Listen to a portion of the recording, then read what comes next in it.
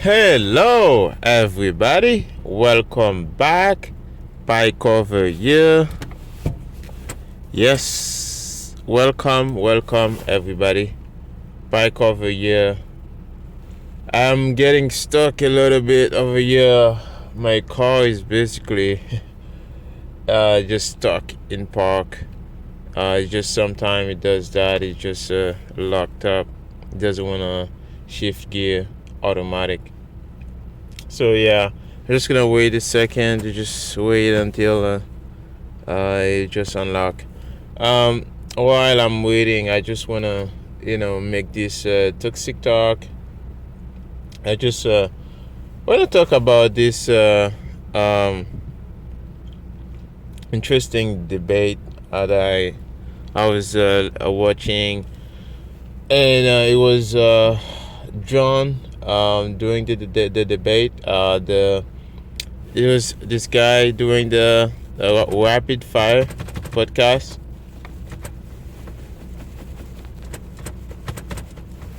So that was the guy in the debate.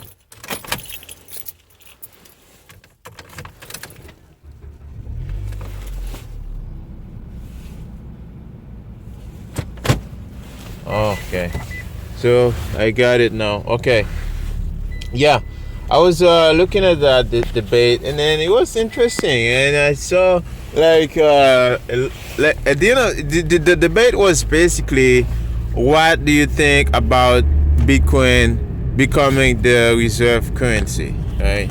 Is Bitcoin like a medium of exchange or something like that? So is Bitcoin is gonna be suitable for as a medium of exchange? So a lot of people was the other guy, I think it's William John, and there's the other guy was, I forgot his name. So then it's I may put the link for the video in the description below so you can watch it yourself. So yeah, it's a beautiful morning. Yeah, it's winter, but the sun is bright, and yeah, so it's brighter when you going to mine fiat to stack sats. So okay, now I saw that debate, and that gives me hope for Bitcoin, and a lot of people gonna use it. So it was talking about the adoption curve. So they go down to talk about the other guy was a little bit older. He's academic. The academics are hard. It's harder for them to get Bitcoin. Right? They don't understand. They always say, oh yeah, you need a gold. Right? You need gold. Like you need somebody to custody the gold for you. And we introduced all the trust to the system, so that when you have like the trust in the system, and then you're gonna be like, oops, they stole your money, right? The one guy get your money, so I guess you trust the one guy, right? So that's basically how they think. They think, oh, it's just like Peter Schiff, right? They always think it's like, oh yeah, we need like we can have like the gold on the blockchain. Right? Just like we introduced all this trust and all this custody problem and all those things that put us here in the first place, right? Central banking, right, was we had central banking was because of the fact that,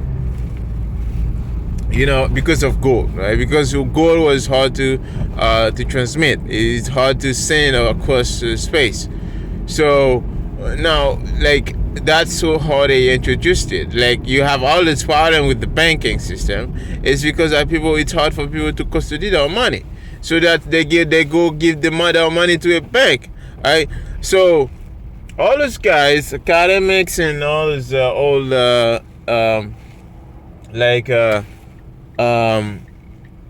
economists, they kind of think, well, we need trust in the system. We still need trust. We can still have custody. Now, I'm not gonna say, I don't think those things gonna go away anytime soon. People are gonna have to learn and relearn and the hard way. how things are done, right? So it's like what I see, like I feel like people have the best tool, right? And they still think about like all they use what they used to think like that. They still live in the old world, right? Where you have all this problem with custodian and all those things, right? So people like even if you have this nostalgic thinking about like you used to see how gold used to be, right, and all those things. I get it, right? I own some gold too, right? Like I mean, fine, I'll get some, but that doesn't mean that when you have the best solution, right? And nobody's going to go ride a horse to go to work, right? I mean, especially if you live in the West, like most cities, right, where you go to work is pretty far, right? Are you gonna ride a horse in the winter? Like, get out of here, right? So you're not gonna do that. But back in the day, that was the only technology that we had, right? It made sense to ride a horse in 1800 or maybe 1700. But it doesn't make sense to ride a horse in 2023, right? It's the same problem. It's like I feel like those people, they don't understand, they don't get it. It's like all these crypto guys, right? Those are the same guys, right? We need a Charles Hoskinson, we need a Vitaly Buterin, right? It's like, no, man, like you don't need those people, right? It's rules without rulers. That's what you need. You don't need a ruler to tell you what to do. So again, like it's just like the debate was basically John, the Bitcoin guy, the rapid fire guy. I think he did the best he could. He did very good. And I don't think I could do better than him, right? So he did a good job in defending his position. So and at the end of the debate, like a few people was convinced, right? I mean, like I'm not expecting Bitcoin to be so accepted to the population right now, right? Especially if you put Bitcoin against US dollar, right? In the US, right? In a debate that's happening in the US, right? I would expect Bitcoin to lose in the debate. I mean, because people are always gonna feel like, oh yeah, it's the currency of my country, right? The US citizens are pretty much very proud of their country, like at least for now, right? There are a lot of them, they are still proud, right? I mean, like most of them, right, they're gonna have their social security, it's gonna be in the US dollar, right? So they will have, like, there's some game theory there too, right? So you will still have those bias in the people mind, right? So, and also like even the kids, right? This is what they get paid in, right? So they don't really want to have it go away right away. So at least for now. But at the same time, the Bitcoin incentives is very strong, right? At the end of the debate, you still got like 21% of the people who agree, right, that Bitcoin can be a medium of exchange.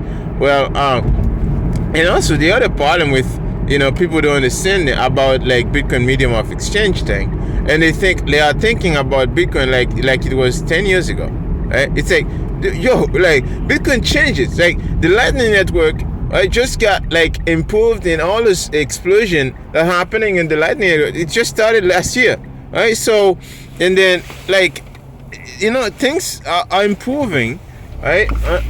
We're just gonna do some research, right? Like what's happening in the Lightning Network, it's exploding over there. Like look at nostr, right? So I'm in nostr, but I'm not very active there. But I see a lot of transaction are going on. Like it's exploding. Like layer 1, layer 2, right? So nostr, for those of you who don't understand, who don't know, basically nostr is like a decentralized social network, right? It's just like it's not just a network, but it's a protocol, right? It's a decentralized protocol. So the difference with nostr, right, in contrast to the internet, is that nostr itself, it's built on Lightning, right? So basically, you got your you got your public and private key, just like your Bitcoin address, right? So you basically you sign in with your private key. So when you log in any interface, right? You can log in into Dabates, you can log in into Kuroko, any of those protocol, any of those apps on nostr, and then you log in with the same ID, which is your private key, Lightning public private key. So when you log in, you basically log in with those keys. So if there's a problem, for example, Dabates doesn't want you there, or maybe you don't like Dabates, right? When you leave with all your posts, right? Those cannot be deleted, and you leave with all your subscribers, right? So this is tremendous. This is I think you would don't appreciate this enough. Like, this is massive, right? You live with all your followers, so that's a tremendous, like. And then when you start posting in a different app, right, all your followers can still see you. So that's very, very powerful what's happening there. So again, like, people are not thinking of Bitcoin as of now, but they are thinking of it as like it was in 10 years ago. It's like, no, things changes. The technology is improving. It's like there's so many, like there are so many innovation happening over there, right? So if you're not paying attention, then yes, you may always think, oh yeah, those things are not changing, it's not gonna be a medium of exchange. You're still thinking of it like this. Okay, well, of course I'm not expecting Bitcoin to be a medium of exchange like just after 14 years of existence. It's like, well, it's those things. It's a process, right? You know how long? Like, the US dollar is like almost 100 years old. Like, people say, well, why? Because the US dollar, right, 50 years old as a fiat, right? That's the fiat money. 50 years old as an experiment, but it's like over 100 years old as money. As a currency, right? Like, I mean, they deferred the people. They just, in 1971, they told you, oh, your money, like they whip the people off. They said you can no longer redeem it for gold, right? So that's when it become fiat. But he had a trust, right? The trust was because of gold, right?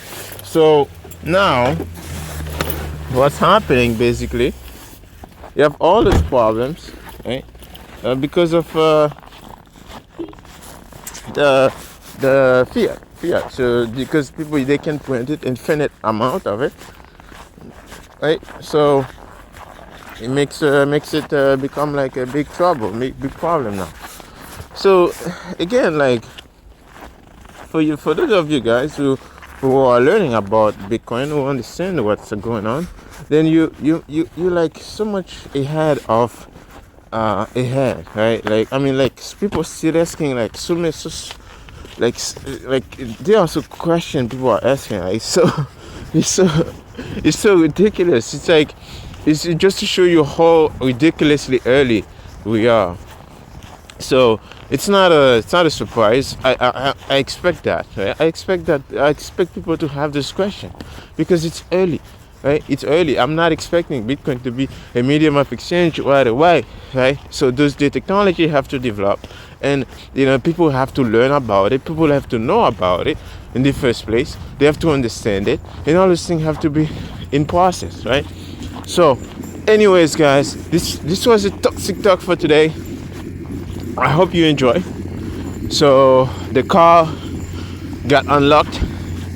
That was very good. And yeah, and I hope you guys enjoy.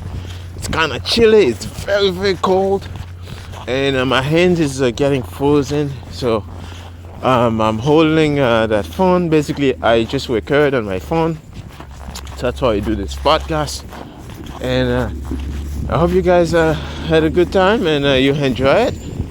So please like, subscribe, comment, and I'll see you in the next Toxic Talk.